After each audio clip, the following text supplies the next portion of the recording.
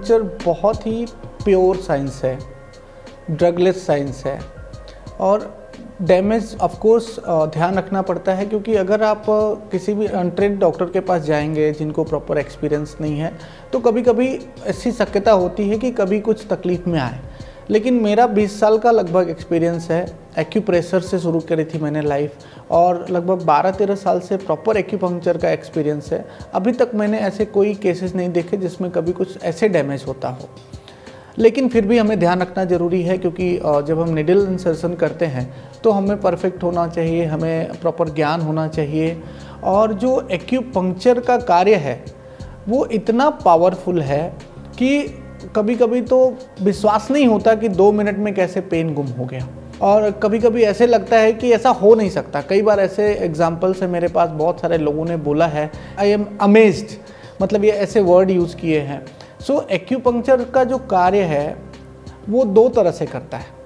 एक तो लोकल, अगर कभी किसी को पेन हो जाए, बहुत दर्द हो रहा हो, तो जैसे हम नॉर्मली एक छोटा बच्चा गिरता है तो माँ बाप जो भी रहेंगे क्या करेंगे, उसको अपने गोद में लेंगे, उसके बाद वहाँ पे उसका एक थोड़ा सा मसाज करेंगे। तो आपने देखा होगा कि बच्चे का पेन कम हो जाता है, वेदना कम होने लगती है, वो धीरे धीरे करके ठीक हो जाता है, फिर वो मुस्कुराता है।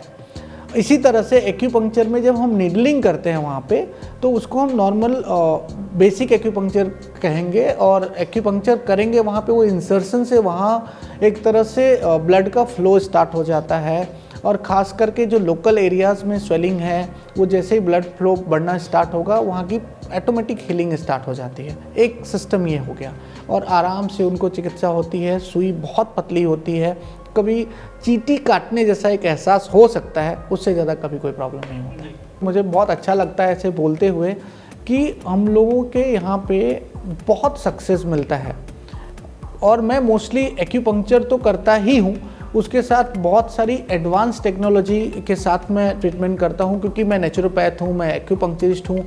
तो मेरे यहाँ पे जो जितनी भी बेसिक रिक्वायरमेंट होती है हमारे शरीर के लिए, जैसे सबसे पहले तो डिटॉक्सिफिकेशन की ज़रूरत है, तो मैं कोलोन थेरेपी करता हूँ, कोलोन हाइड्रोथेरेपी। उसके बाद ऑक्सीजन थेरेपी करता हूँ, क्योंकि शरीर को प्राणवायु की ज़रूरत है, प्राण की ज़रूरत है।